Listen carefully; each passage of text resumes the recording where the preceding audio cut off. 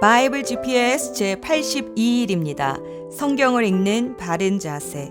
로마서는 기독교 교회 역사에 가장 큰 영향을 끼친 성경입니다.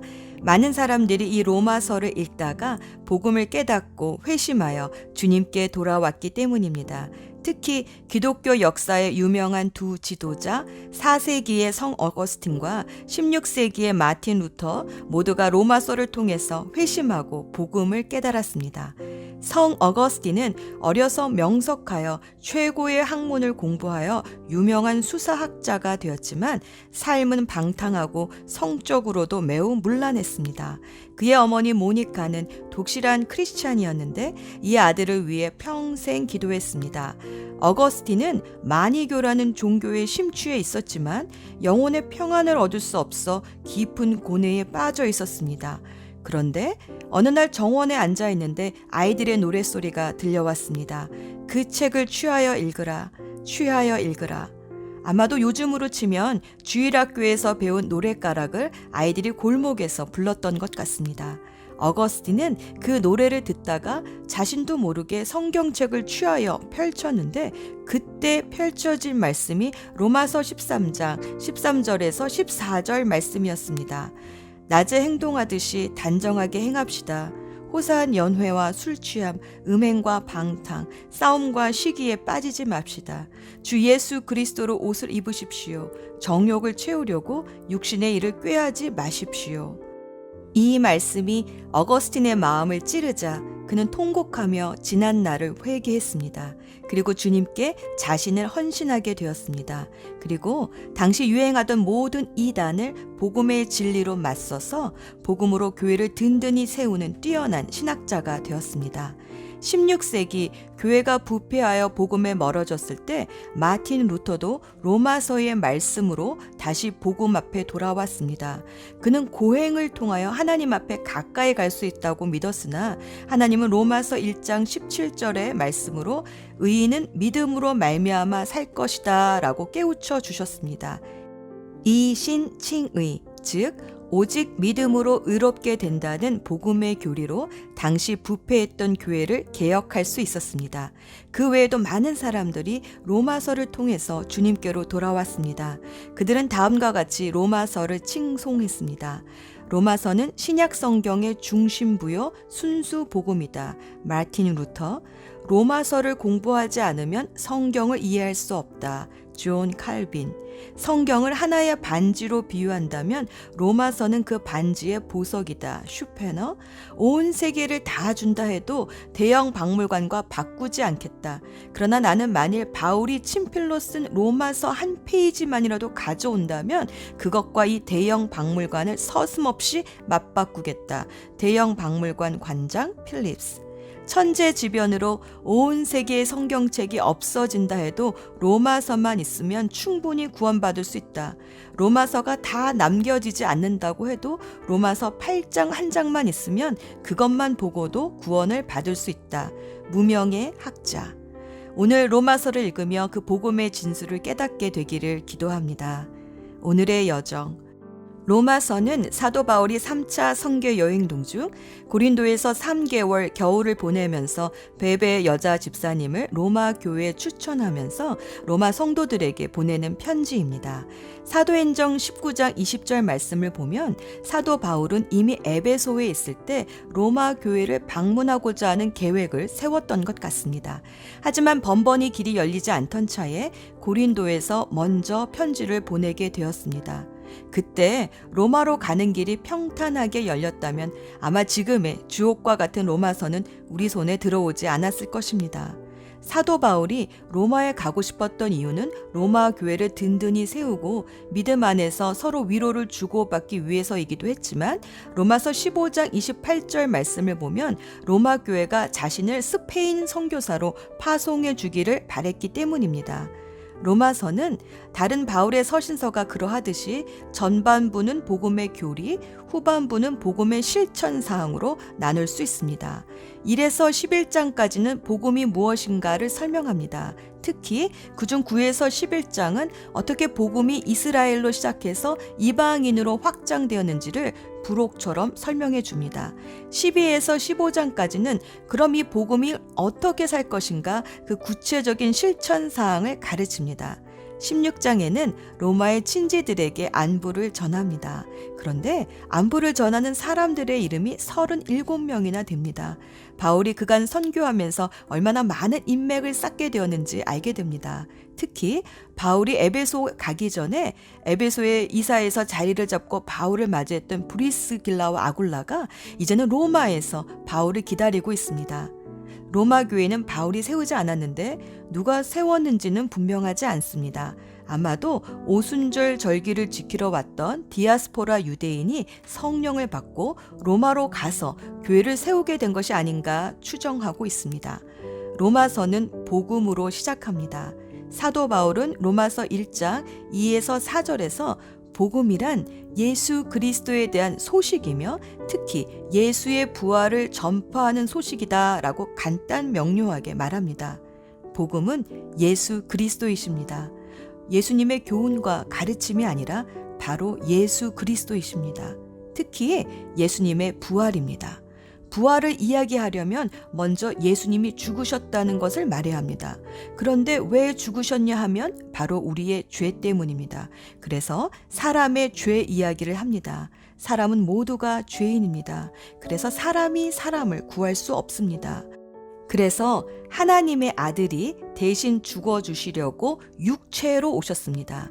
예수님이 죄값을 치루어 주셨기 때문에 우리는 더 이상 죄와 사망의 종노릇하지 않습니다. 또 예수님은 하나님의 아들이시기에 죽음이 예수님을 영원히 가둘 수 없습니다. 그래서 영원한 생명으로 부활하셨습니다. 우리는 이제 부활하신 예수님과 연합하여 죄에 대해서는 죽고 하나님을 향해서는 살 수 있게 되었습니다. 하나님은 독생자 예수 그리스도를 우리에게 내어주심으로 우리를 향한 하나님의 사랑을 확증해 주셨습니다. 예수님은 승천하신 후 우리에게 또 다른 보혜사 성령님을 보내주셔서 구원의 보증이 되게 하셨습니다. 예수님은 지금도 하나님 보좌 우편에 앉으셔서 우리를 위해 중보 기도해 주심으로 어떤 환난 속에서도 주님의 사랑에서 끊어지지 않도록 지켜주십니다. 이 모든 것이 바로 예수 그리스도에 대한 소식입니다. 하나님은 이 예수님을 믿는 것을 우리의 의의로 여겨주십니다. 이 복음을 정말 믿는다는 것을 어떻게 알 수 있을까요? 12장부터 15장까지는 복음을 정말 믿는 사람들의 삶 속에 일어나는 변화를 말해줍니다. 자신을 산 제물로 드리는 삶의 예배의 회복, 선한 삶, 원수 갚지 않는 삶, 국가의 질서를 지키는 삶, 경건한 삶, 섬기는 삶, 성령 안에서 의와 평강과 기쁨을 누리는 하나님 나라의 삶을 삽니다. 또 복음을 전하고 선교하는 삶을 삽니다. 예수 전망대 로마서 1장 1절 나 바울은 사도로 부름을 받은 그리스도의 종으로서 하나님의 복음을 위해 특별히 선택되었습니다. 이 부르심이 무엇일까요? 사도 바울이 회심하기 전 그리스도인을 잡으러 다메섹으로 갔습니다. 그 길에서 사도 바울은 예수님의 부르심을 받았습니다. 환한 빛 속에서 사울아 사울아 하고 자신을 부르시는 예수님의 음성을 듣고 또 보았습니다. 그런데 함께 동행하던 사람들은 무슨 소리는 들었지만 빛도 주님의 음성도 듣지 못했습니다. 어떤 사람에게는 무슨 소리이지만 누군가에게는 주님의 음성으로 들리는 것, 그것이 바로 부르심입니다. 사도 바울은 로마 교회 성도들도 다 이 부르심을 받았기 때문에 그리스도의 사람이 되었다고 말합니다. 왜 어떤 사람은 복음을 들었을 때 믿어지는데 또 어떤 사람은 믿어지지 않을까요? 누군가에게는 이 복음이 무슨 소리로 들리는데 또 누군가에게는 주님의 음성, 즉 부르심으로 들리기 때문입니다.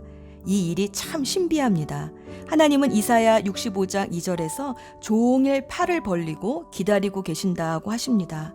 하지만 이 부르심에 순종하는 사람만이 선택을 받은 사람이 됩니다. 하나님의 부르심과 선택이라는 영역은 시간과 공간의 제한을 받는 사람의 지혜로는 도저히 그 경륜을 깨달을 수가 없습니다. 하지만 부르실 때에 무슨 소리가 아니라 주님의 음성으로 들리는 사람은 누구나 자신의 행위로 선택받은 게 아니라 하나님이 나를 은혜로 선택해 주셨어 라고 고백하게 됩니다.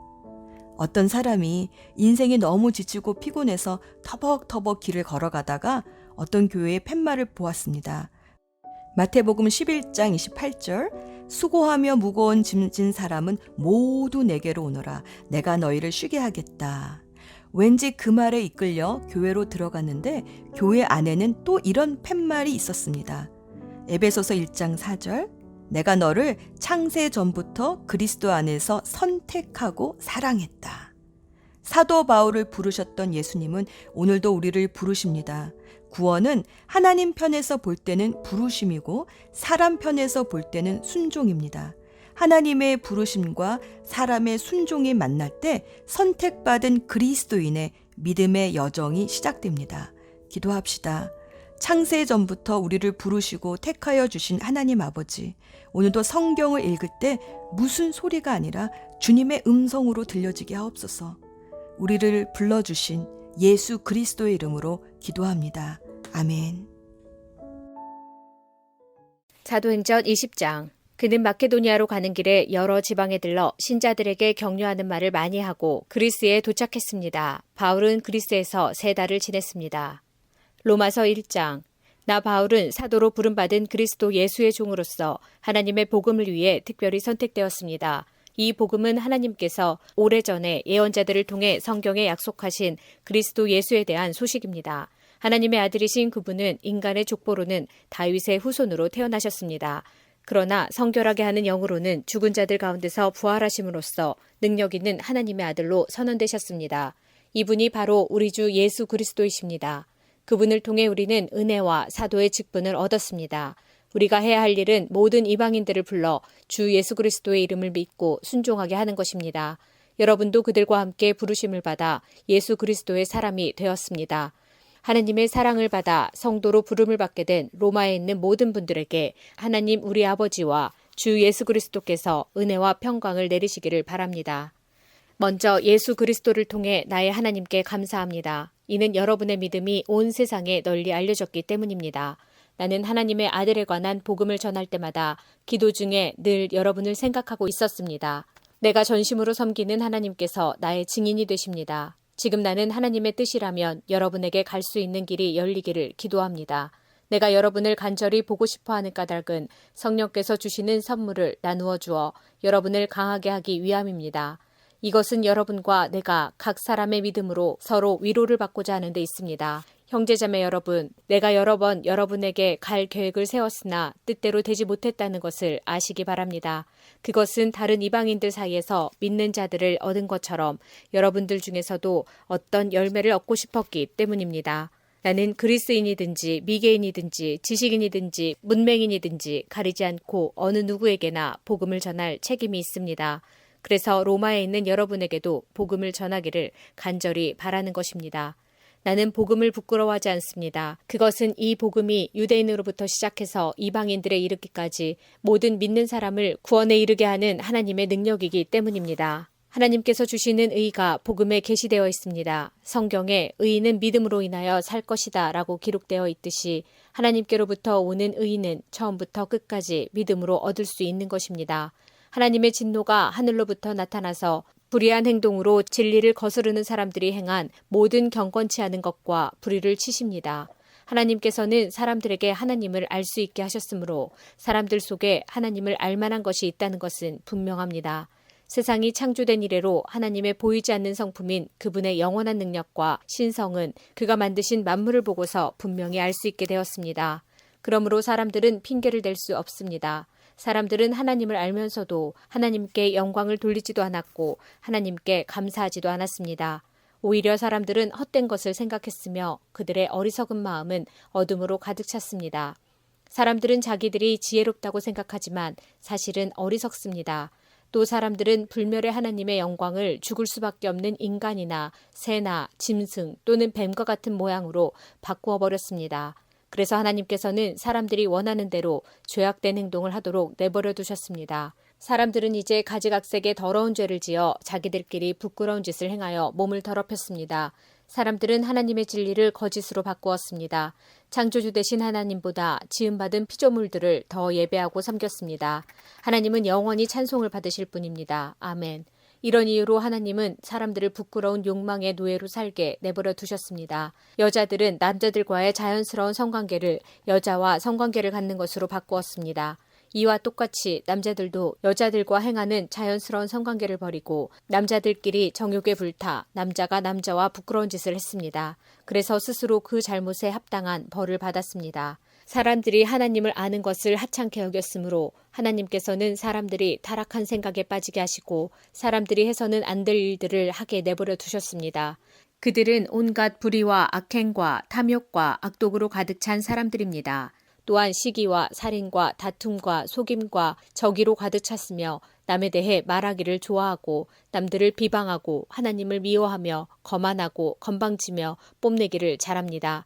그들은 악한 일을 계획하고 부모님께 순종하지 않습니다. 그들은 양심도 없으며 약속을 지키지 않으며 친절하지도 않고 동정심도 없습니다.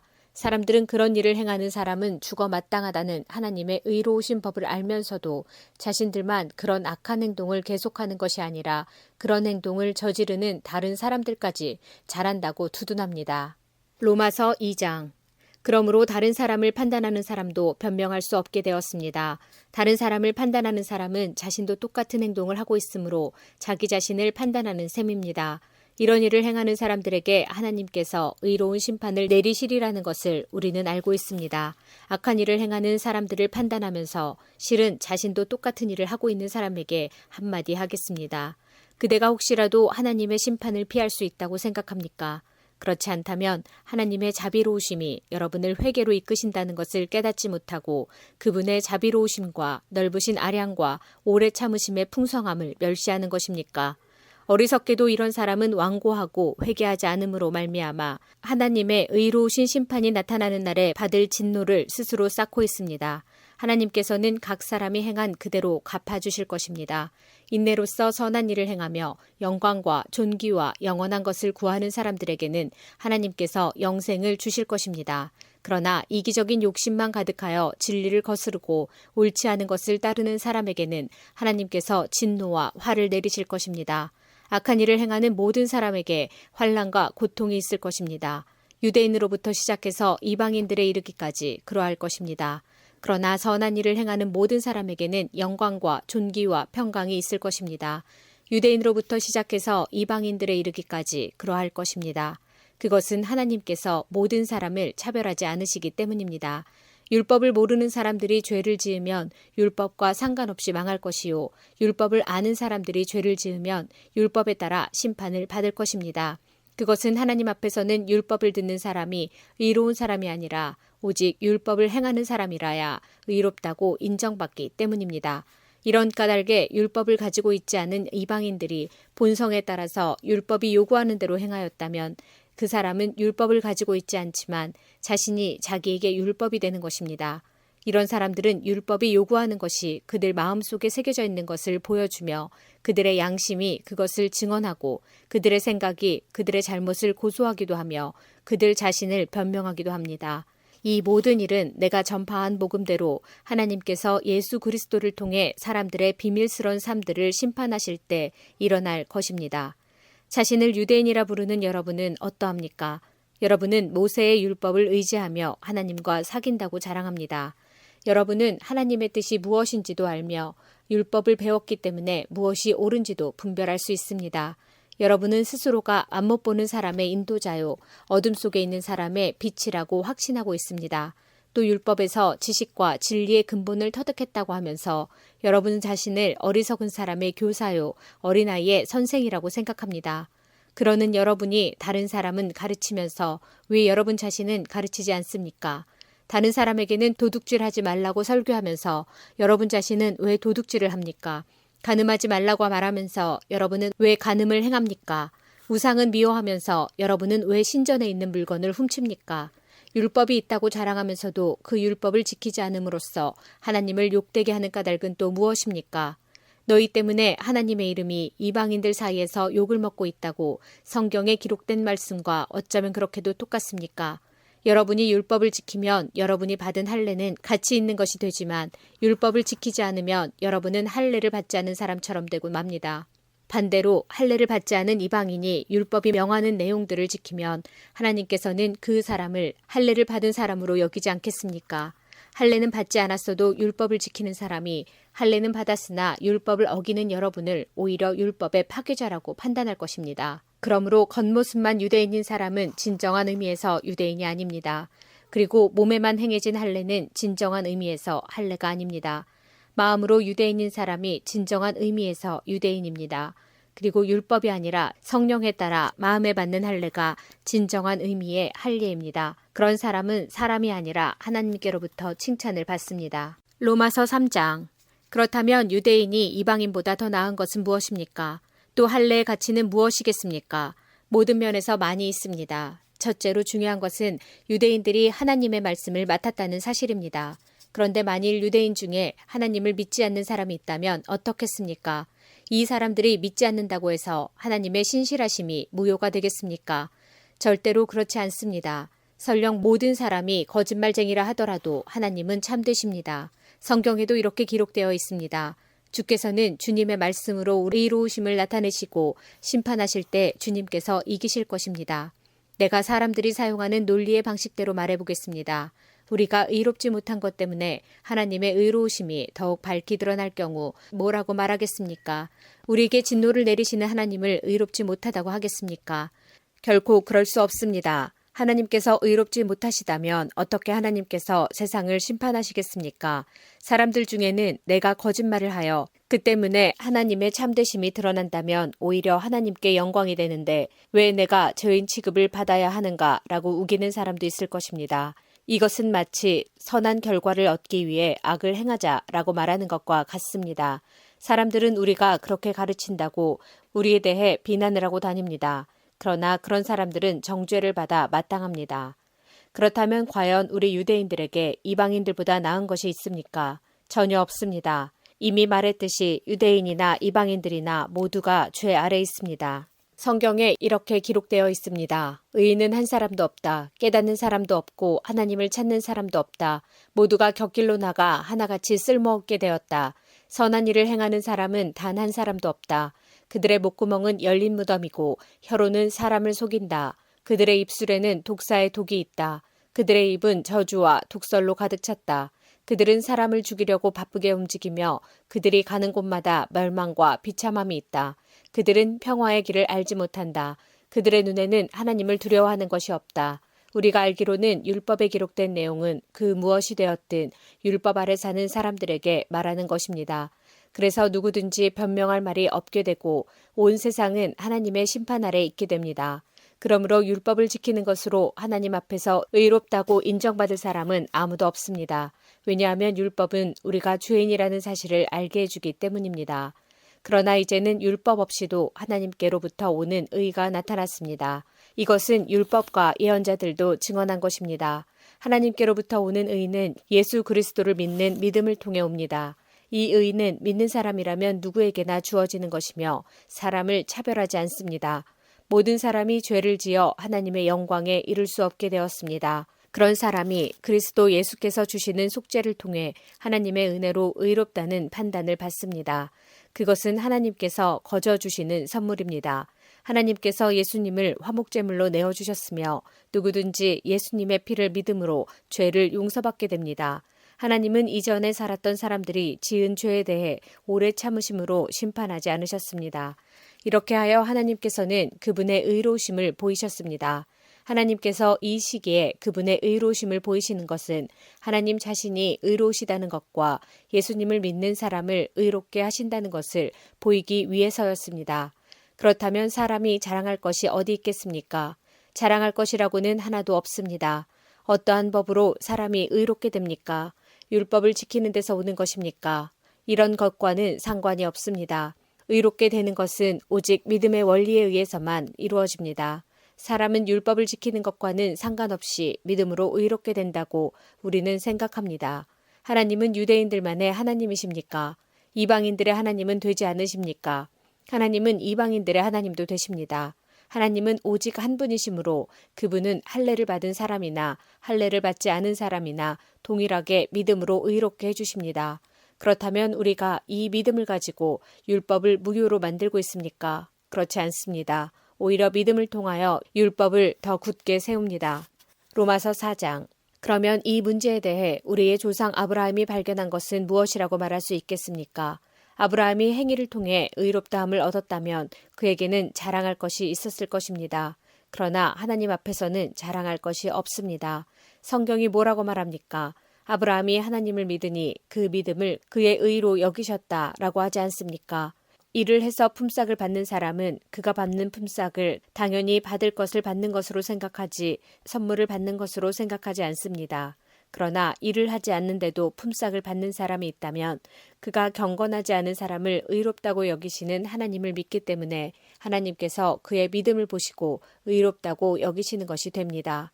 다윗은 행한 것과는 관계없이 하나님께서 의롭다고 인정하시는 사람이 받은 복에 대해 다음과 같이 말했습니다.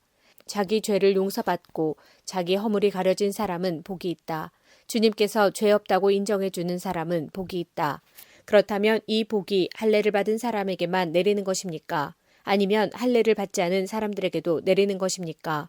우리는 앞에서 아브라함의 믿음이 의로 여김을 받았다고 말했습니다. 어떤 상황에서 이런 일이 발생했습니까?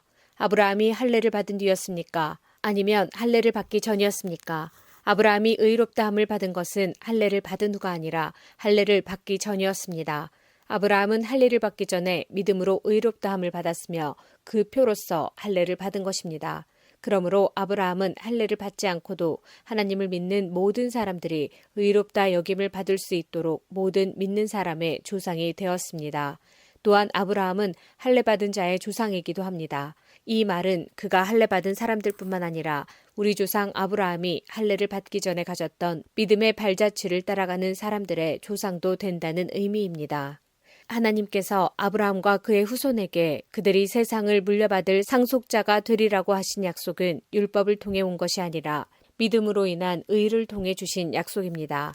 만일 율법을 지키는 사람이 상속자가 된다면 믿음은 쓸모가 없어지고 약속도 무용지물이 되고 말 것입니다. 율법은 하나님의 진노를 야기하지만 율법이 없다면 율법을 범하는 일도 없을 것입니다. 그러므로 하나님의 약속은 믿음을 통해 주어집니다. 이렇게 하신 것은 하나님께서 아브라함의 모든 자손에게 약속을 은혜로 주시기 위해서입니다.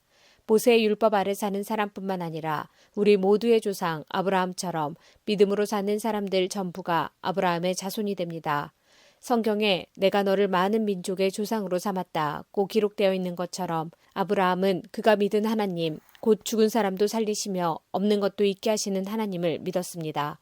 아브라함은 소망이 전혀 없었지만 하나님께서 내 자손이 이와 같이 많아질 것이다 라고 말씀하신 대로 자기가 많은 민족의 조상이 될 것을 믿고 소망하였습니다. 아브라함은 100살이나 되어 거의 죽은 사람이나 다름없게 되었고 사라도 나이가 많아 아기를 낳을 수 없다는 것을 알았지만 하나님을 믿는 믿음이 약해지지 않았습니다. 그는 하나님의 약속에 대해 불신하거나 의심하지 않고 오히려 그 약속을 굳게 믿어 하나님께 영광을 돌렸습니다. 아브라함은 하나님께서 친히 약속하신 것을 이루실 능력이 있다는 것을 확신했습니다. 이것이 바로 하나님께서 그 믿음을 그의 의로 여기셨다라고 말씀하신 이유입니다. 그의 의로 여기셨다는 말은 아브라함만을 위해 기록된 것이 아닙니다. 그 말은 우리 주 예수님을 죽은 자 가운데서 다시 살리신 분을 믿음으로 의롭다함을 얻게 될 우리를 위해서도 기록되었습니다.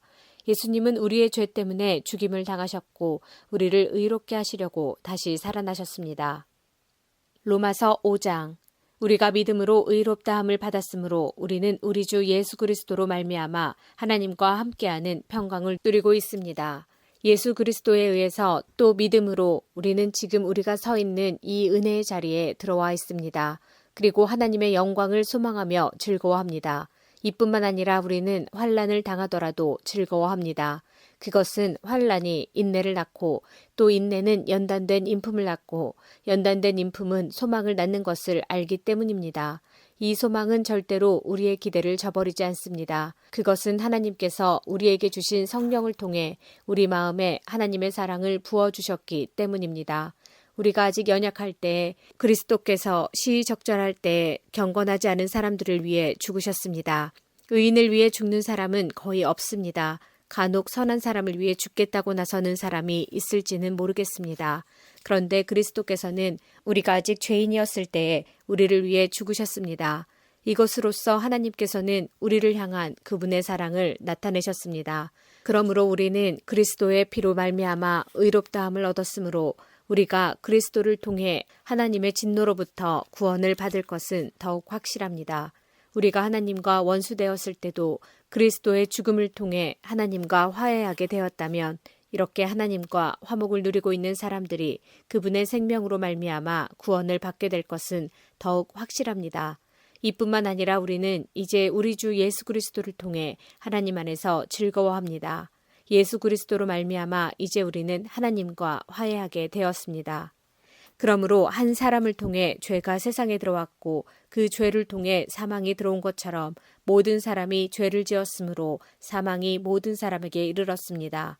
하나님께서 율법을 주시기 전에도 죄가 세상에 있었지만 율법이 없을 때에는 죄를 죄로 여기지 않았습니다. 그러나 사망은 아담 시대부터 모세 시대에 이르기까지 심지어 아담이 지은 죄와 똑같은 죄를 짓지 않은 사람들마저 지배하였습니다.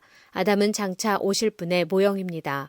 하지만 하나님께서 주시는 은혜는 아담이 지은 죄와 비교가 되지 않습니다.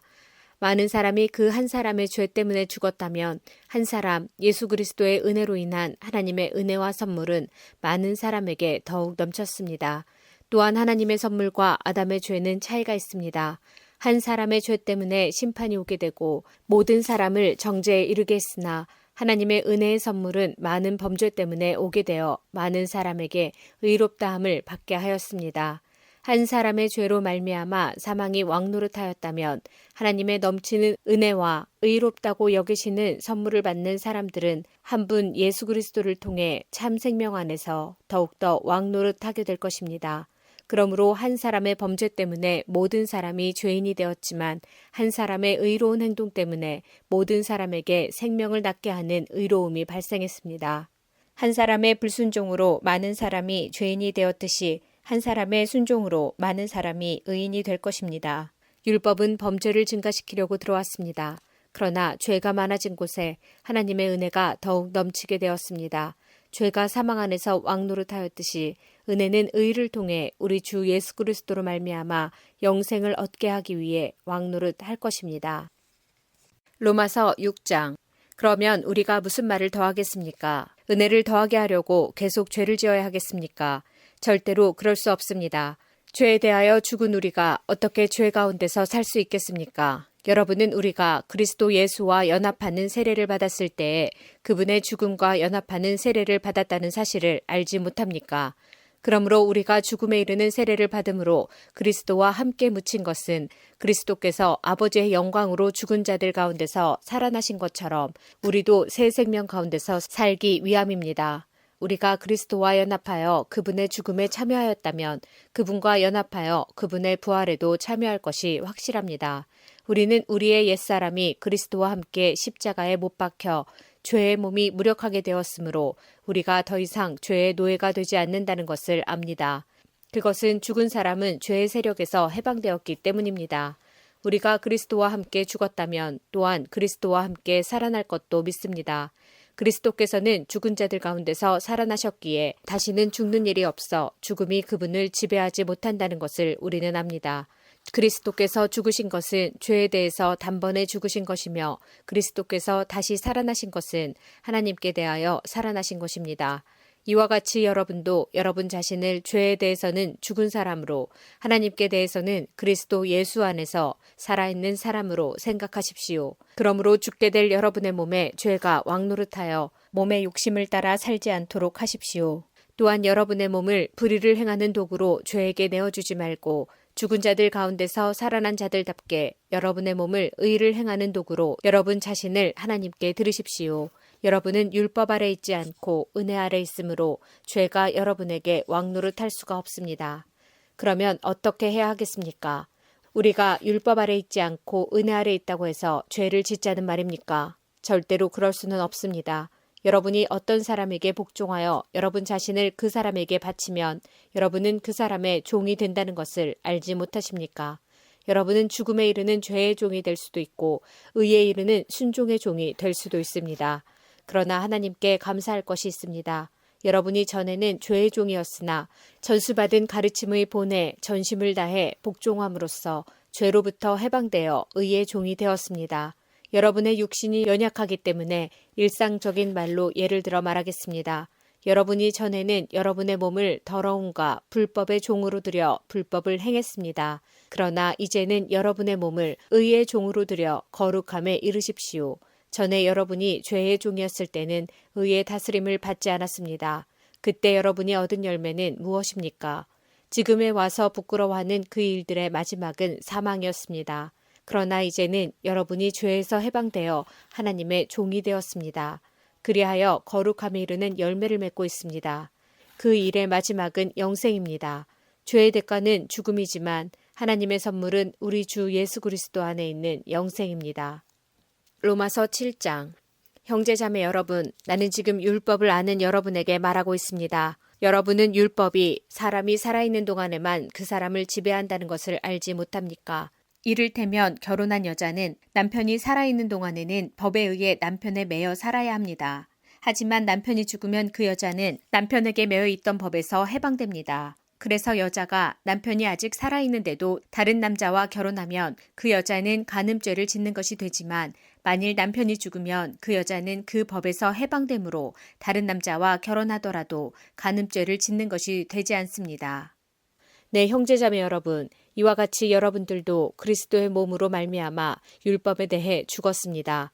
이제 여러분은 하나님께 열매를 맺기 위해 다른 분, 곧 죽은 사람들 가운데서 살아나신 그분의 사람이 되었습니다. 전에 우리가 죄의 성품에 사로잡혀 살았을 때는 율법이 우리 몸속에서 죄를 지으려는 욕망을 일으켜 죽음에 이르는 열매를 맺게 했었습니다. 그러나 이제 우리는 우리를 가둔 율법에 대해 죽고 율법으로부터 해방되었습니다. 그러므로 우리는 기록된 문자에 따라 하나님을 섬기는 것이 아니라 성령의 새로운 방법으로 하나님을 섬깁니다. 그렇다면 우리가 무슨 말을 하겠습니까? 율법이 죄입니까? 절대로 그렇지 않습니다. 율법이 없었다면 나는 죄가 무엇인지 알지 못했을 것입니다. 율법이 탐내지 마라고 말하지 않았다면 나는 탐내는 것이 무엇인지 알지 못했을 것입니다. 그러나 죄는 이 계명을 이용하여 기회를 엿보아 내 속에서 온갖 탐심을 일으켰습니다. 율법이 없다면 죄는 죽은 것이나 다름없습니다. 전에 내가 율법과 상관이 없었을 때 나는 살아있었습니다. 그러나 계명이 들어오자 죄가 살아났고 나는 죽었습니다. 그래서 생명으로 인도해야 할 계명이 사실 나를 죽음으로 이끄는 계명이 되고 말았습니다. 죄가 계명을 이용하여 기회를 엿보아 나를 속였고 그 계명으로 나를 죽였습니다. 그러므로 율법은 거룩하며 계명도 거룩하고 의롭고 선합니다. 그렇다면 선한 것이 나에게 죽음을 가져다 주었단 말입니까? 절대로 그렇지 않습니다. 죄가 죄인 것으로 드러나도록 하기 위해서 죄는 선한 것을 이용하여 나에게 죽음을 가져왔습니다. 그리하여 죄는 계명을 통해 한층 더 죄의 참모습을 드러나게 된 것입니다. 우리는 율법이 영적인 것이라는 사실을 압니다. 그러나 나는 영적이지 못하며 죄의 노예로 팔린 몸입니다. 나는 내가 하는 일을 이해를 못하겠습니다. 내가 하고 싶어하는 일은 하지 않고 미워하는 일을 행하고 있으니 말입니다. 내가 그런 일을 하면서도 그 일을 원하지 않는 것은 율법이 선하다는 것을 인정하는 셈입니다. 그런데 이제는 원하지 않는 일을 하는 존재는 내가 아니라 내 안에 살고 있는 죄입니다.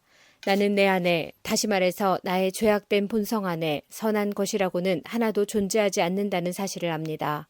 선을 행하려는 바람은 내게 있지만 선을 행할 수는 없습니다. 나는 원하는 선은 행하지 않고 원하지 않는 악을 행합니다. 내가 원하지 않는 일을 행하고 있다면 그 일을 행하는 자는 내가 아니라 바로 내 안에 살고 있는 죄입니다. 그러므로 나는 이런 법칙을 발견했습니다. 선을 행하려는 마음은 나에게 있지만 악이 나와 함께 있다는 것입니다. 사실 나의 속 중심에서는 하나님의 법을 즐거워합니다. 그러나 나의 몸의 여러 부분들에서는 다른 법이 작용하고 있습니다. 그 법이 내 마음의 법과 싸워 나를 내 몸에서 작용하고 있는 죄의 법에 사로잡히게 합니다. 나는 참으로 비참한 사람입니다. 누가 나를 이 사망의 몸에서 구원해내겠습니까? 우리 주 예수 그리스도로 인하여 하나님께 감사합니다. 그러므로 나는 마음으로는 하나님의 법에 복종하는 반면 죄악된 본성으로는 죄의 법에 복종하고 있습니다. 로마서 8장. 그러므로 이제 그리스도 예수 안에 있는 사람은 정죄를 받지 않습니다. 그것은 그리스도 예수 안에서 생명을 주시는 성령의 법이 죄와 사망의 법에서 여러분을 해방시켰기 때문입니다. 율법이 죄의 본성 때문에 연약하여 할 수 없었던 것을 하나님께서는 죄를 없애기 위해 자신의 아들을 죄 있는 사람의 모양으로 보내심으로써 행하셨습니다. 하나님께서는 죄인들 속에 거하고 있는 죄에 대해 유죄 판결을 내리셨습니다. 이렇게 하여 죄의 본성에 따라 살지 아니하고 성령에 따라 살고 있는 우리에게 율법의 의로운 요구들이 완벽히 이루어졌습니다. 죄의 본성을 따라 사는 사람들은 죄의 본성이 바라는 일을 생각하지만 성령을 따라 사는 사람들은 성령이 바라시는 일을 생각합니다. 죄의 본성의 지배를 받는 사람의 생각은 죽음이지만 성령의 지배를 받는 사람의 생각은 생명과 평강입니다. 죄의 본성이 생각하는 것은 하나님을 거스르는 것입니다. 그것은 하나님의 법에 복종하지 않을 뿐 아니라 할 수도 없습니다. 죄의 본성의 지배를 받는 사람은 하나님을 기쁘시게 할 수 없습니다. 그러나 하나님의 영이 여러분 안에 계시다면 여러분은 죄의 본성의 지배를 받지 않고 성령의 지배를 받게 됩니다. 누구든지 그리스도의 영이 없는 사람은 그리스도에게 속한 사람이 아닙니다. 반면 그리스도께서 여러분 안에 계시다면 여러분의 몸은 죄 때문에 죽은 존재이지만 여러분의 영은 의 때문에 살아있습니다. 예수님을 죽은 사람들 가운데서 다시 살리신 분의 영이 여러분 안에 살아계시면 여러분 안에 계신 그분의 영으로서 여러분의 죽을 몸도 살리실 것입니다. 그러므로 형제 여러분, 우리는 빚을 진 사람들입니다. 그러나 죄의 본성을 따라 살아야 하는 죄의 본성에 빚진 사람이 아닙니다. 죄의 본성에 따라 산다면 여러분은 죽을 것입니다. 그러나 성령의 도우심을 받아 몸의 악한 일을 죽인다면 여러분은 살 것입니다. 왜냐하면 하나님의 영으로 인도받은 사람들은 누구나 하나님의 자녀이기 때문입니다. 여러분이 받은 성령은 여러분을 다시 두려움에 이르게 하는 노예로 만드는 영이 아니라 여러분을 하나님의 자녀가 되게 하는 영이십니다. 그래서 우리는 그 성령을 의지하여 아바, 아버지라고 부를 수 있는 것입니다. 성령께서는 친히 우리의 영과 함께 우리가 하나님의 자녀라는 것을 증언합니다. 자녀라면 또한 상속자이기도 합니다. 우리는 하나님의 상속자이며 또한 그리스도와 공동의 상속자입니다. 그래서 우리는 그리스도께서 누리시는 영광에 참여하기 위해 그분이 겪으신 고난에도 참여하는 것입니다. 나는 현재 우리가 겪는 고난은 장차 우리에게 나타날 영광과 비교하면 아무것도 아니라고 생각합니다. 모든 피조물은 하나님의 자녀들이 나타나기만을 간절히 기다리고 있습니다. 피조물은 허무하게 되었습니다. 그렇게 된 것은 피조물이 원해서가 아니라 그렇게 하신 하나님의 뜻 때문이었습니다. 하지만 소망은 있습니다. 그것은 피조물도 썩어짐의 굴레에서 해방되어 하나님의 자녀가 누리는 영광스러운 자유에 참여하리라는 소망입니다. 우리는 모든 피조물이 이제까지 신음하고 해산의 고통을 겪고 있다는 것을 압니다. 피조물만 아니라 성령의 첫 열매를 받은 우리들 자신도 속으로 신음하며 우리가 하나님의 자녀가 되는 것과 우리 몸이 구속될 것을 간절히 기다리고 있습니다. 우리는 이러한 소망으로 구원을 받았습니다. 눈에 보이는 소망은 소망이 아닙니다. 보이는 것을 소망하는 사람이 어디 있겠습니까? 따라서 우리가 아직 보지 못한 것을 소망한다면 우리는 그것을 인내함으로 기다려야 합니다. 이처럼 성령께서는 우리의 약함을 도와주십니다. 우리는 무엇을 기도해야 하는지는 모르지만 성령께서는 말로 다 표현할 수 없는 간절함으로 우리를 위해 중보 기도를 하십니다. 사람의 마음을 꿰뚫어 보시는 하나님께서는 성령의 생각이 무엇인지를 아십니다. 그것은 성령께서 하나님의 뜻에 따라 성도들을 위해 중보 기도를 하시기 때문입니다. 우리는 하나님께서 모든 일을 하나님을 사랑하는 사람, 즉 하나님의 목적을 위해 부름을 입은 사람들의 선을 위하여 하신다는 것을 알고 있습니다. 하나님께서는 전부터 하셨던 사람들을 그분의 아들과 동일한 형상을 갖도록 미리 정하시고 하나님의 아들을 많은 형제들 중에서 맏아들이 되게 하셨습니다. 하나님께서는 미리 정하신 사람들을 부르셨고 부르신 사람들을 의롭다고 하셨고 의롭다고 하신 사람들을 영화롭게 하셨습니다. 이 점에 대해 우리가 무엇이라고 말할 수 있겠습니까? 하나님께서 우리 편이시라면 누가 우리를 대적하겠습니까? 자기 아들까지도 아끼지 않고 우리 모두를 위해 내어주신 분께서 그 아들과 함께 우리에게 모든 것을 은혜로 주지 않으시겠습니까? 하나님께서 택하신 사람들을 누가 고소할 수 있겠습니까? 의롭게 하시는 분은 하나님이신데 누가 감히 죄가 있다고 판단하겠습니까? 죽으신 분은 그리스도 예수이십니다. 그분은 죽으셨을 뿐만 아니라 다시 살아나 하나님의 오른편에 앉아 계시면서 우리를 위해 중보 기도를 하고 계십니다. 누가 우리를 그리스도의 사랑에서 끊을 수 있겠습니까? 환난입니까? 아니면 어려움입니까? 핍박입니까? 그렇지 않으면 굶주림입니까? 헐벗음입니까? 위험입니까? 아니면 칼입니까? 성경에 기록된 것처럼 우리는 하루 종일 주님을 위해 죽음에 직면하고 있습니다. 우리는 도살당할 양과 같은 대접을 받았습니다. 그러나 우리는 우리를 사랑하신 하나님을 힘입어 이 모든 것을 이기고도 남습니다. 나는 확신합니다. 죽음이나 생명이나 천사들이나 하늘의 권세자들이나 현재일이나 장래일이나 어떤 힘이나 가장 높은 것이나 깊은 것이나 그 밖에 어떤 피조물이라도 우리를 우리 주 그리스도 예수 안에 있는 하나님의 사랑에서 끊을 수 없습니다. 로마서 9장. 나는 그리스도 안에서 진리를 말하고 거짓말을 하지 않습니다. 이것은 성령 안에서 내 양심이 확증하는 사실입니다. 내게는 큰 슬픔이 있고 내 마음속에는 고통이 쉴 새 없이 밀려옵니다. 나는 내 동포, 내 동족들을 위해서라면 나 자신이 저주를 받아 그리스도로부터 끊어져도 좋다는 각오가 되어 있습니다. 그들은 이스라엘 백성으로서 하나님의 아들이라는 신분을 얻었습니다. 그들에게는 하나님의 영광이 있고 하나님과 맺은 언약이 있고 율법과 성전 예배와 약속들이 있습니다. 족장들이 그들의 조상들이며 그들의 혈통에서 그리스도께서 나셨습니다. 그리스도는 만물 위에 계시는 하나님이시며 영원토록 찬양을 받으실 하나님이십니다. 아멘. 하나님께서 그들에게 하신 약속이 실패로 돌아갔다는 것이 아닙니다. 이스라엘에서 태어난 사람이라고 해서 다 이스라엘 백성인 것은 아닙니다. 아브라함의 자손이라고 해서 다 아브라함의 자녀인 것은 아닙니다. 하나님께서는 이삭에게서 난 자라야 내 자손이라 부르리라고 말씀하셨습니다. 다시 말해서 자연적인 출생에 의해 태어난 아브라함의 자손이 하나님의 자녀가 되는 것이 아니라 약속의 자녀라야만 아브라함의 자손으로 여김을 받게 된다는 말입니다. 하나님께서 아브라함에게 하신 약속은 이러합니다. 정한 때가 되어 내가 다시 오리니 사라가 아들을 낳을 것이다.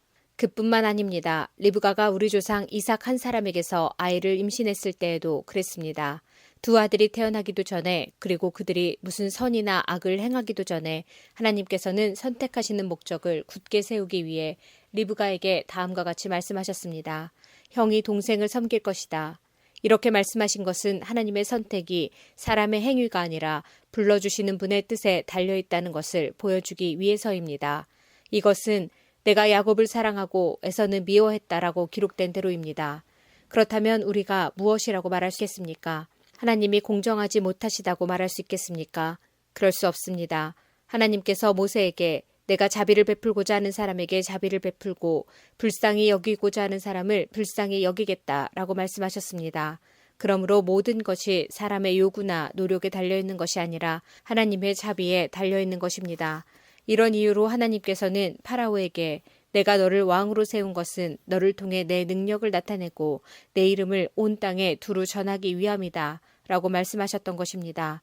그러므로 하나님께서는 그분의 뜻대로 어떤 사람에게는 자비를 베푸시고 또 어떤 사람은 완고하게도 만드십니다. 그러면 여러분 중에서는 나에게 이렇게 말할 사람이 있을지 모르겠습니다. 그런데 왜 하나님께서는 우리가 잘못했다고 우리를 책망하시는가? 하나님의 뜻을 거스릴 사람이 누가 있단 말인가? 그러나 사람이 무엇이기에 감히 하나님께 말대꾸한단 말입니까? 토기 그릇이 자기를 만든 사람에게 나를 왜 이렇게 만들었소? 라고 말할 수 있겠습니까? 토기 그릇을 만드는 사람이 똑같은 진흙으로 귀하게 사용할 그릇과 천하게 사용할 그릇을 만들 권한이 없단 말입니까?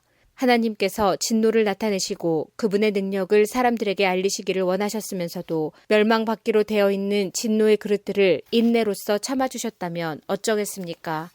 또한 하나님께서 그렇게 하신 것이 영광에 들어가도록 미리 준비하신 자비의 그릇들에게 그분의 풍성한 영광을 알게 하기 위해서였다면 어쩌겠습니까?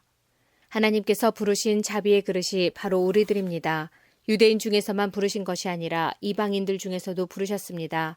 호세아의 글에도 이런 말씀이 있습니다. 내 백성이 아니라고 말했던 사람을 내 백성이라 부르겠고 내가 사랑하지 않았던 사람을 사랑하겠다.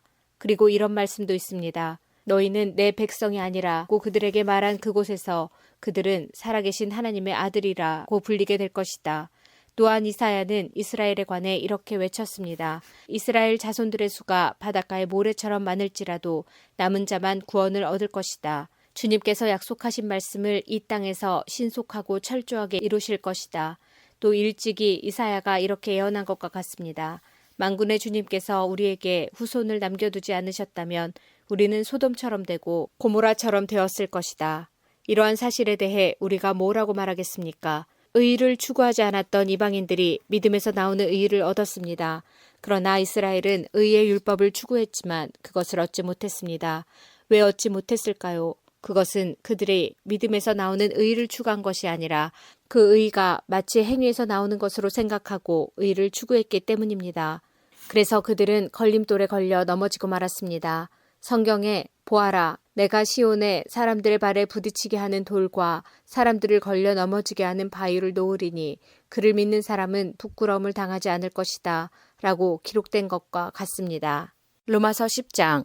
성도 여러분, 나는 내 동족 이스라엘 백성이 구원받을 수 있기를 하나님께 진심으로 갈망하며 기도합니다.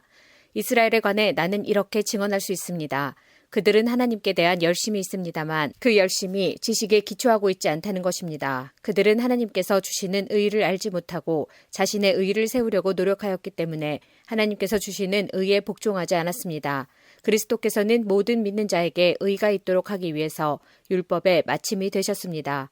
모세는 율법으로 얻게 되는 의에 관하여 율법을 행하는 사람은 율법으로 말미암아 살 것이다 라고 기록했습니다. 그러나 믿음으로 얻은 의는 이렇게 말합니다. 너는 마음속으로 누가 하늘에 올라간단 말인가 라고 말하지 마라. 이 말은 그리스도를 땅으로 모셔 내려오겠다는 뜻입니다. 또는 누가 땅 아래로 내려간단 말인가 라고 말하지 마라. 이 말은 그리스도를 죽은 사람들로부터 모셔 올리겠다는 뜻입니다. 성경이 무엇이라고 말합니까? 말씀이 내게 가까이 있으니 내 입에 있고 내 마음에 있다. 이것이 바로 우리가 선포하는 믿음의 말씀입니다. 여러분이 만일 여러분의 입으로 예수님은 주님이시다 라고 고백하고 또 마음으로 하나님께서 그리스도를 죽은 자들 가운데서 다시 살리신 것을 믿으면 여러분은 구원을 얻을 것입니다. 여러분은 마음으로 믿어 의롭다함을 얻으며 입으로 고백하여 구원을 얻습니다. 성경은 이렇게 말합니다. 그를 믿는 자는 누구나 부끄러움을 당하지 않을 것이다. 유대인이나 그리스도인이나 차별이 없습니다. 동일한 주님께서 모든 사람의 주님이 되시며 그를 부르는 모든 사람에게 풍성한 복을 주십니다. 그것은 누구든지 주님의 이름을 부르는 자는 구원을 얻을 것이기 때문입니다. 그러면 그들이 믿지 않는 분을 어떻게 부를 수 있겠습니까? 또 그들이 들은 적이 없는 분을 어떻게 믿을 수 있겠습니까? 그들에게 선포해 주는 사람이 없는데 어떻게 그들이 들을 수 있겠습니까? 그들이 보냄을 받지 않았다면 어떻게 선포할 수 있겠습니까? 좋은 소식을 전하는 사람들의 발이 얼마나 아름다운가라고 기록된 말씀처럼 말입니다. 그러나 이스라엘 백성이 다 복음을 받아들이는 것은 아닙니다. 이사야가 이렇게 말하였습니다. 주님, 우리가 전한 것을 누가 믿었습니까? 따라서 믿음은 말씀을 듣는 것에서 얻게 되고 말씀을 듣는 것은 그리스도의 말씀을 통해서 얻게 됩니다. 그러면 내가 묻겠습니다. 이스라엘 백성들이 복음을 들어본 적이 없단 말입니까? 아닙니다. 그들은 분명히 들었습니다. 그들의 소리가 온 땅에 퍼졌고 그들의 말이 땅끝까지 이르렀다라고 성경에 기록되어 있습니다. 내가 다시 묻겠습니다. 이스라엘 백성이 알아듣지 못했습니까? 그렇지 않습니다. 먼저 모세가 한 말을 들어봅시다. 내가 내 백성이 아닌 사람으로 너희를 시기하게 만들겠고 깨달음이 둔한 백성으로 너희를 화나게 하겠다. 또 이사야는 담대하게 이렇게 말했습니다.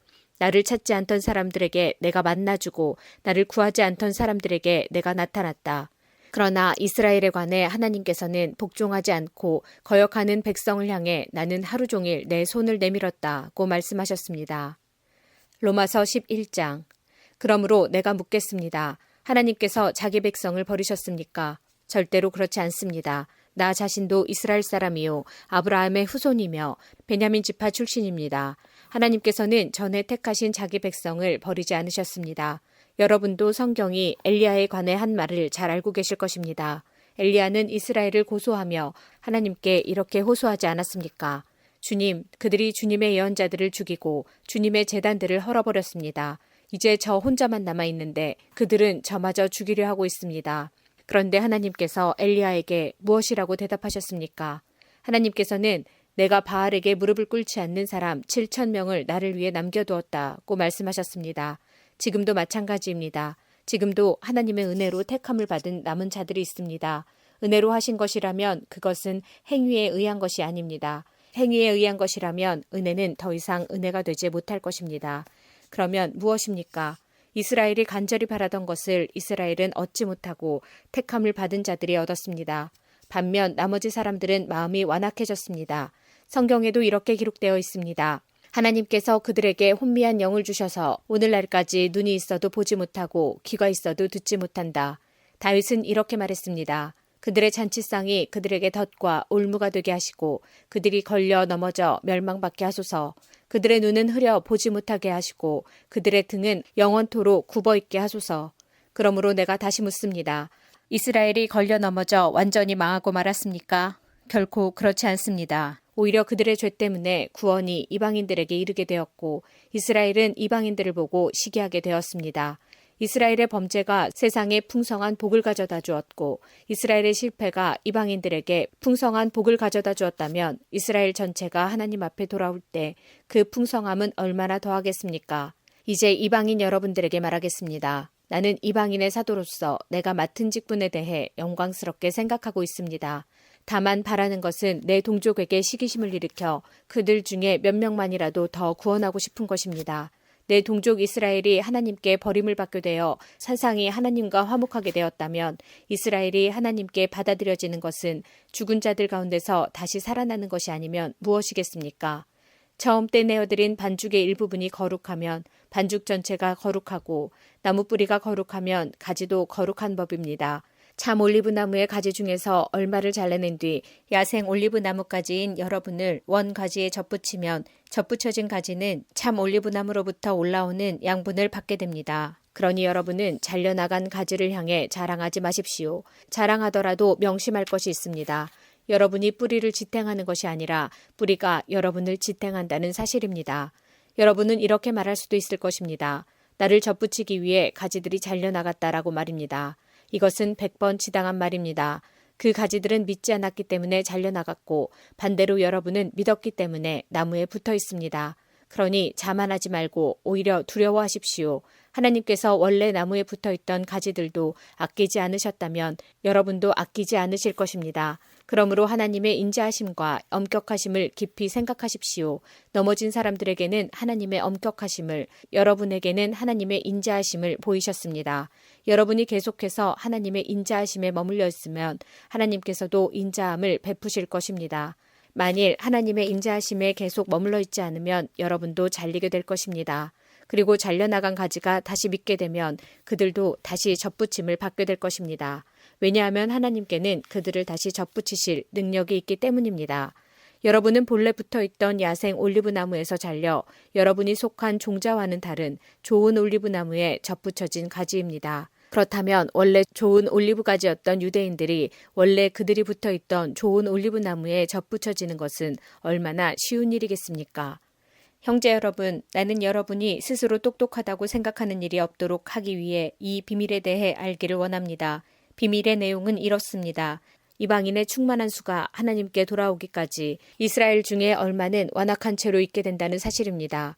그리하여 온 이스라엘이 구원을 얻을 것입니다. 성경에 이렇게 기록되어 있습니다. 구원자가 시온에서 나와 야곱의 자손에게서 경건하지 못한 것을 제거할 것이다. 이것은 내가 그들의 죄를 없앨 때 그들과 맺을 내 언약이다. 복음의 관점에서 볼 때 이스라엘은 여러분들 때문에 하나님의 원수가 되었습니다. 그러나 선택의 관점에서 볼 때 그들은 조상들 때문에 하나님의 사랑을 입은 사람들입니다. 하나님께서는 선물을 주시고 부르신 후에 무르는 법이 없습니다. 전에 하나님께 불순종하던 여러분이 이제 이스라엘이 불순종한 것 때문에 자비를 얻게 되었듯이 현재 이스라엘이 불순종하는 것은 여러분에게 내린 하나님의 자비하심을 그들도 받기 위해서입니다. 하나님께서는 모든 사람들에게 자비를 베푸시기 위해 모든 사람을 불순종하는 데에 가두어 두셨습니다. 오, 하나님의 지혜와 지식의 부유함은 참으로 깊습니다. 하나님의 판단은 헤아릴 수 없으며 그분의 길은 아무도 찾을 수가 없습니다. 누가 주님의 마음을 알았으며 누가 그분의 의논 상대자가 되었습니까? 누가 먼저 하나님께 무엇을 드려서 하나님의 답례를 받는단 말입니까? 이는 모든 것이 하나님께로부터 나왔고 하나님의 보살핌으로 보존되며 하나님의 영광을 위해 존재하기 때문입니다. 하나님께 영광이 영원토록 있기를 원합니다. 아멘. 로마서 12장. 그러므로 성도 여러분, 나는 하나님의 자비로서 여러분에게 권합니다. 여러분의 몸을 하나님을 기쁘시게 하는 거룩한 살아있는 제물로 드리십시오. 이것이야말로 여러분이 마땅히 드려야 할 영적인 예배입니다. 여러분은 이 세상을 본받지 말고 마음을 새롭게 하여 변화를 받으십시오. 그러면 여러분은 하나님의 선하시고 기뻐하시고 온전하신 뜻이 무엇인지를 분별할 수 있게 될 것입니다. 하나님께서 나에게 주신 은혜를 힘입어 여러분 한 사람 한 사람에게 말씀드리겠습니다. 여러분은 여러분 자신에 대하여 마땅히 생각해야 할 것 외에 다른 것을 생각하지 마십시오. 여러분은 하나님께서 각자에게 주신 믿음의 분량대로 냉철한 판단을 가지고 자신에 대하여 생각하십시오. 사람에게 몸이 있고 그 몸에는 많은 지체가 있어 그 지체들이 하는 일이 각기 다른 것처럼 우리도 여럿이지만 그리스도 안에서 한 몸을 이루었고 한 사람 한 사람이 서로에 대해 지체로서 연결되어 있습니다. 우리는 하나님께서 우리에게 주신 은혜에 따라 저마다 다른 선물을 받았습니다. 예를 들어 그것이 예언의 선물이라면 믿음의 분량대로 그 선물을 사용하십시오. 봉사하는 선물이면 봉사하는 일로, 가르치는 선물이면 가르치는 일로, 격려하는 선물이면 격려하는 일로, 남을 구제하는 선물이면 너그럽게 나누는 일로, 지도하는 선물이면 열성을 다해, 자선을 베푸는 것이면 기쁨으로 그 선물을 사용하십시오. 사랑은 거짓이 없어야 합니다. 악을 미워하고 선을 굳게 붙드십시오. 형제자매를 사랑하듯이 서로 사랑하며 자신보다 남을 더 존경하십시오. 열심히 일하고 게으르지 마십시오. 성령으로 달구어진 마음을 가지고 주님을 섬기십시오. 소망을 가지고 기뻐하십시오. 환난 속에서도 잘 참으십시오. 꾸준히 기도하십시오. 성도들에게 필요한 것을 나눠주십시오. 나그네를 후하게 대접하십시오. 여러분을 핍박하는 사람들을 축복하십시오. 그들을 위해 복을 빌고 저주하지 마십시오. 기뻐하는 사람들과 함께 기뻐하고 슬퍼하는 사람들과 함께 슬퍼하십시오. 서로 한 마음이 되십시오. 교만한 마음을 품지 마십시오. 하찮아 보이는 사람들과도 기꺼이 사귀십시오. 스스로 지혜 있는 척하지 마십시오. 아무에게도 악을 악으로 갚지 마십시오. 모든 사람이 보기에 선한 일을 하십시오. 여러분 쪽에서 할 수 있는 일이라면 모든 사람과 더불어 화평하게 지내십시오. 사랑하는 여러분, 여러분이 직접 원수를 갚지 말고 하나님의 진노에 맡기십시오. 성경에 이렇게 기록되어 있습니다. 주님께서 말씀하시기를 원수 갚는 것이 나에게 있으니 내가 갚을 것이라. 여러분은 이렇게 하십시오. 원수가 먹을 것이 없어 굶고 있으면 먹을 것을 주고 목말라 하면 마실 것을 주십시오. 그렇게 하는 것은 그의 머리 위에 숯불을 쌓는 것이기 때문입니다. 악에게 지지 말고 선으로 악을 이기십시오. 로마서 13장. 누구든지 국가의 권세 잡은 사람들에게 복종하십시오. 하나님께서 세우시지 않은 권세란 없습니다. 세상에 있는 권세는 다 하나님께로부터 나왔습니다. 그러므로 그 권세를 거스르는 것은 권세를 세우신 하나님을 거스르는 것과 같습니다. 그런 사람은 심판을 받게 될 것입니다. 의로운 일을 하는 사람에게는 통치자들이 두려움의 대상이 아니지만 악한 일을 행한 사람에게는 두려움의 대상입니다. 권세 잡은 사람을 두려워하지 않고 싶습니까? 그렇다면 의로운 일을 행하십시오. 그러면 그에게 칭찬을 받을 것입니다. 통치자는 여러분에게 유익을 주기 위해 일하는 하나님의 일꾼입니다. 그러나 여러분이 악을 행한다면 두려워하십시오. 그가 공연히 칼을 차고 있는 것이 아닙니다. 그는 하나님의 일꾼으로서 악을 행하는 사람에게 벌을 내리는 하나님의 진노를 집행하는 사람입니다. 그러므로 권세에 복종하십시오. 단지 벌받을 것이 두려워서가 아니라 양심 때문에 복종해야 합니다. 여러분이 세금을 바치는 것도 같은 이유에서입니다. 통치자들은 바로 이런 일에 종사하는 하나님의 일꾼들입니다. 모든 사람에게 해야 할 의무를 다 하십시오. 국세를 바쳐야 할 사람에게는 국세를 바치고 관세를 바쳐야 할 사람에게는 관세를 바치십시오.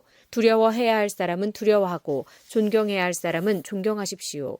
다른 사람을 사랑하는 빚 이외에는 아무 사람에게 아무런 빚도 지지 마십시오. 남을 사랑하는 사람은 율법을 온전히 이룬 것이나 다름없습니다.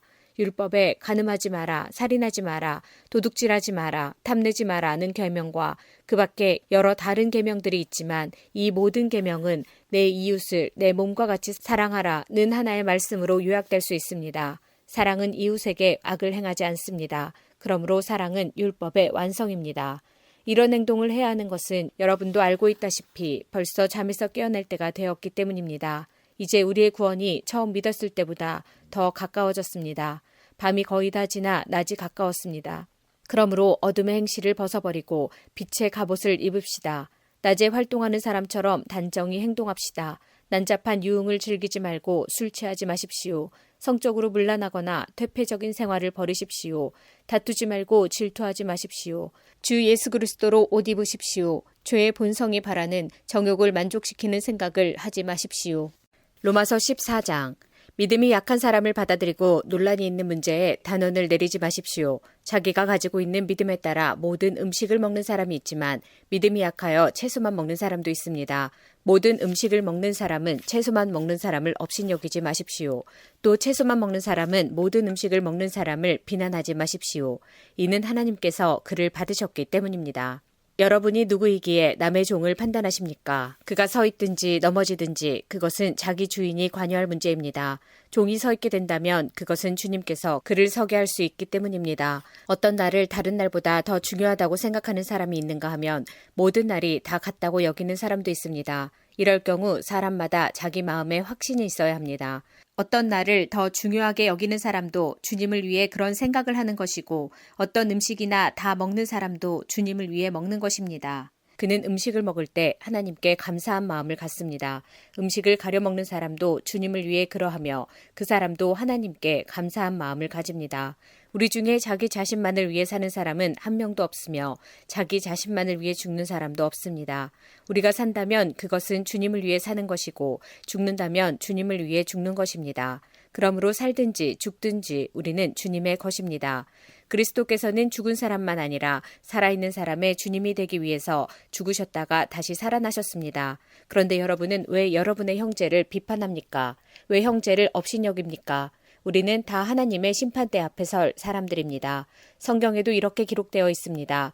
주님께서 말씀하시기를 내가 살아있나니 모든 무릎이 내 앞에 꿇을 것이요 모든 혀가 하나님께 자백할 것이다. 그러므로 우리는 각자 자신이 한 일에 대해 하나님께 사실대로 말씀드리게 될 것입니다. 그런즉 다른 사람에 대해 심판하지 맙시다. 우리가 더욱 힘쓸 것은 형제의 길에 그를 넘어지게 하는 것이나 장애물을 놓지 않겠다고 결심하는 일입니다. 내가 주 예수님 안에 있는 사람으로서 확신하기로는 그 자체로 부정한 음식은 하나도 없습니다. 어떤 음식이 부정하다고 믿는 사람이 있다면 그 사람에게는 그 음식이 부정한 것입니다.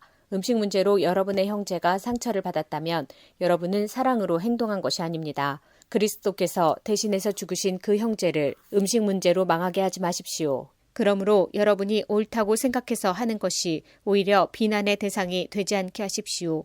하나님의 나라는 먹는 일이나 마시는 일이 아니라 성령 안에서 누리는 의와 평강과 기쁨입니다. 이런 마음으로 그리스도를 섬기는 사람은 하나님을 기쁘시게 하고 사람들에게도 인정을 받습니다. 그러므로 우리 모두 화평함을 이루는 일과 서로 덕을 세우는 일에 힘씁시다. 음식 문제로 하나님의 일을 무너뜨리지 않도록 합시다. 음식은 다 깨끗한 것이지만 어떤 음식을 먹은 것이 다른 사람을 넘어지게 한다면 그것을 먹는 것은 그 사람에게 좋지 못한 것입니다. 고기를 먹는다거나 술을 마신다거나 그 밖에 여러분의 형제를 넘어지게 하는 일은 하지 않는 것이 좋습니다. 여러분에게 어떤 신념이 있다면 그것은 여러분과 하나님 사이의 일로만 간직해 두십시오. 스스로 옳다고 믿는 일을 할 때 자신을 정죄하지 않는 사람은 복 있는 사람입니다.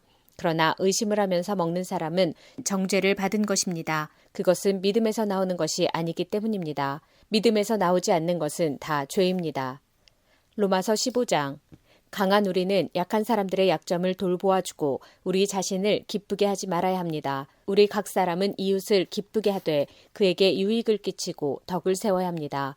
그리스도께서는 자신을 기쁘게 하지 않으시고 성경에 주님을 모욕한 사람들의 모욕이 제게 임하였습니다. 라고 기록된 대로 사셨습니다.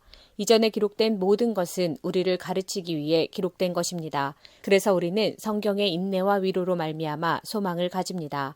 인내와 위로를 주시는 하나님께서 그리스도 예수의 뜻대로 여러분들 가운데 한 마음을 주시기를 바랍니다. 그리하여 여러분 모두가 한 마음과 한 입으로 우리 주 예수 그리스도의 하나님 아버지께 영광을 돌리시기를 바랍니다. 그러므로 그리스도께서 여러분을 받으신 것처럼 여러분도 서로를 받아들이십시오. 그것이 하나님께 영광이 되는 길입니다. 내가 여러분들에게 이 점을 말씀드리겠습니다. 그리스도께서는 하나님의 진실하심을 드러내시고 하나님께서 우리 조상들에게 하신 약속을 확증하기 위해서 할례받은 사람들의 종이 되셨습니다. 그래서 이방인들이 하나님께서 베푸신 자비에 대해서 하나님께 영광을 돌리게 된 것입니다. 성경에 이렇게 기록되어 있습니다. 그러므로 내가 이방인 중에서 주님을 찬양하고 주님의 이름을 찬송하겠습니다. 또 이렇게 기록되어 있습니다. 이방인들아 하나님의 백성과 함께 기뻐하여라. 또한 이런 말씀이 있습니다. 너희 모든 이방인들아 주님을 찬양하여라. 너희 모든 백성아 그를 찬송하여라. 또 이사야는 이렇게 말했습니다. 이새의 뿌리에서 나와 이방인들을 다스릴 이가 올 것이다.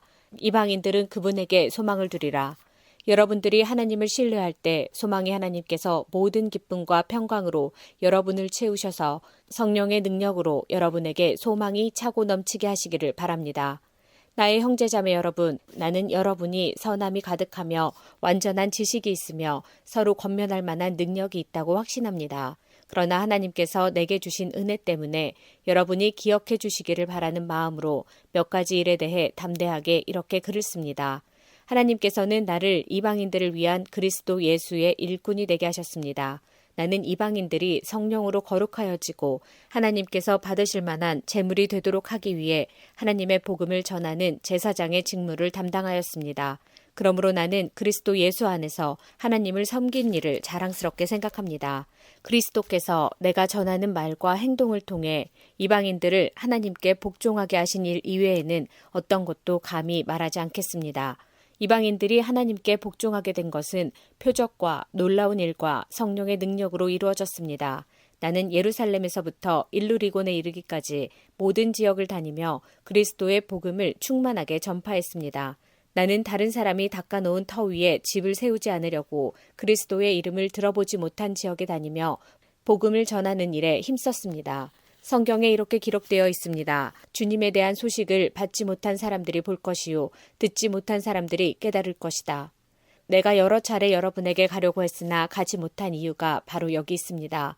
그런데 이제는 이 지역에서 더 이상 내가 일할 만한 곳이 없고 또 여러 해 전부터 여러분에게 가기를 원했으므로 스페인으로 가는 길에 여러분을 방문하여 잠시 여러분과 함께 지내면서 기쁨을 나누다가 여러분의 도움을 받아 스페인으로 가기를 소원합니다. 그러나 지금은 예루살렘에 있는 성도들에게 구제헌금을 전하러 예루살렘으로 가는 길입니다.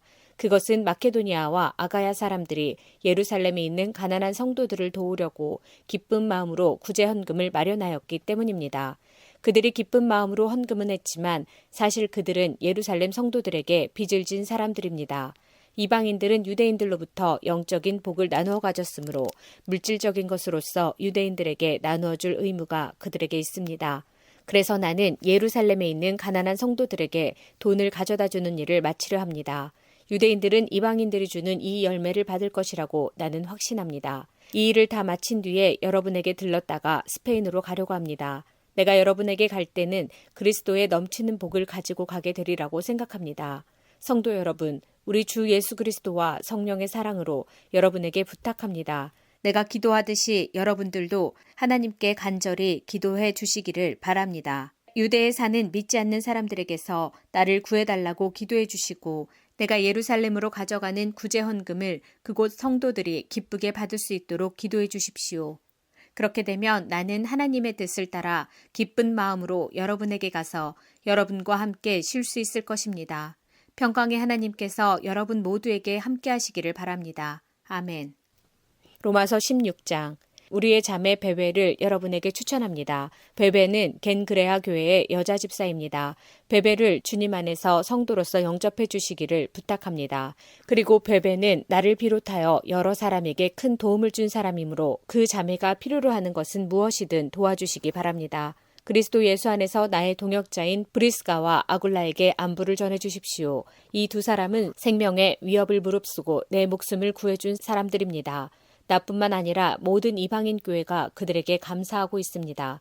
그리고 브리스가와 아굴라의 집에서 모이는 교회에도 안부를 전해 주십시오. 나의 사랑하는 에베네도에게 안부를 전해 주십시오. 그는 아시아 지방에서 처음으로 그리스도를 믿은 사람입니다. 여러분을 위해 수고를 많이 한 마리아에게 안부를 전해 주십시오. 나의 친척이며 한때 나와 함께 감옥에 갇혔던 안드로니고와 유니아에게 안부를 전해 주십시오. 이 두 사람은 사도들 사이에서도 정평이 나 있고 나보다 먼저 그리스도를 믿은 사람들입니다. 주님 안에서 내가 사랑하는 암블리아에게 안부를 전해 주십시오. 그리스도 안에서 우리의 동역자 우르바노와 나의 사랑하는 스타구에게 안부를 전해 주십시오. 그리스도 안에서 인정을 받은 아벨레에게 안부를 전해 주십시오. 아리스토블로의 가족에게 안부를 전해 주십시오. 나의 친척 헤로디온에게 안부를 전해 주십시오. 주님 안에 있는 나기수의 가족에게 안부를 전해 주십시오. 주님 안에서 수고를 많이 한 여성들인 두르베나와 두르보사에게 안부를 전해 주십시오. 주님을 위해 수고를 많이 한 사랑하는 버시에게 안부를 전해 주십시오. 주님 안에서 선택받은 루포와 그의 어머니에게 안부를 전해 주십시오. 루포의 어머니는 내 어머니이기도 합니다. 아순그리도와 블레곤과 허메와 바드로바와 허마와 그들과 함께 있는 성도들에게 안부를 전해 주십시오. 빌롤로고와 율리아와 네레오와 그의 여동생과 올름바와 이 사람들과 함께 있는 모든 성도들에게 안부를 전해 주십시오. 거룩한 입맞춤으로 서로 인사를 나누십시오. 그리스도의 모든 교회가 여러분에게 문안드립니다. 형제자매 여러분, 여러분에게 권합니다. 분열을 일으키고 여러분들이 배운 교훈에 어긋나는 믿음의 길에 장애물을 놓는 사람들을 경계하시고 그런 사람들을 멀리하십시오. 그런 사람은 우리 주 예수 그리스도를 섬기는 것이 아니라 자기의 배를 섬기며 달콤하고 아첨하는 말로 순진한 사람들의 마음을 속입니다. 여러분들이 하나님의 말씀에 순종하는 생활을 한다는 소문은 모든 성도들이 들어 알고 있으며 나도 여러분 때문에 무척 기쁩니다. 다만 바라는 것이 있다면 여러분이 선한 일에는 지혜롭고 악한 일에는 순결하기를 바랍니다. 평강의 하나님께서 빠른 시일 안에 사탄을 여러분의 발 아래 짓밟히게 하실 것입니다. 우리 주 예수님의 은혜가 여러분과 함께 있기를 바랍니다. 나의 동역자 디모데와 내 친척 누기오와 야손과 소시바더가 여러분에게 문안드립니다. 이 편지를 받아 쓰는 나 더디오도 주님 안에서 여러분에게 문안드립니다. 나와 온 교회를 보살펴 주시는 가이오도 여러분에게 문안드립니다. 이 도시의 재무관인 에라스도와 형제 구아도도 여러분에게 문안드립니다. 하나님께서는 내가 전파한 복음과 예수 그리스도에 관한 설교를 통해 그리고 과거 오랜 세월 동안 감추어 두셨던 비밀을 밝히 드러내심으로써 여러분을 굳세게 하십니다. 그 비밀이 지금은 밝히 드러났고 영원하신 하나님의 명령대로 예언자들의 글을 통해 알려져 모든 이방인들이 믿고 순종하게 되었습니다. 이런 일을 하신 오직 한 분이시고 지혜로우신 하나님께 예수 그리스도를 통하여 영광이 영원히 있기를 원합니다. 아멘.